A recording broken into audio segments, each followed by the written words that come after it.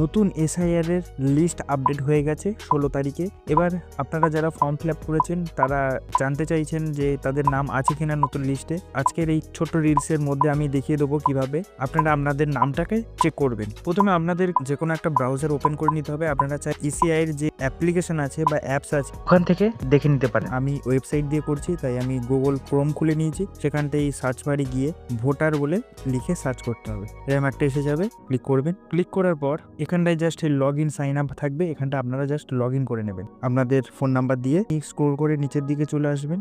আসার পর এখানটায় একটা অপশন আছে search your name in voter, এখানটায় ক্লিক করবেন। এমন একটা পেজ খুলে যাবে। এখানটায় আপনারা সার্চ বাই এপিক নাম্বার, মানে আপনাদের যে ভোটার কার্ড নাম্বার আছে সেটা দিয়ে সার্চ করতে পারবেন। এপিক নাম্বারটাকে সিলেক্ট করবেন, করার পর এখানটায় আপনাদের ল্যাঙ্গুয়েজটা সিলেক্ট করবেন, করার পর এখানটায় এপিক নাম্বারটা দেবেন, দিয়ে স্টেট সিলেক্ট করবেন। এখানটা ক্যাপচার কোড বসিয়ে সার্চ করলে আপনাদের ডিটেলস দেখিয়ে দেবে।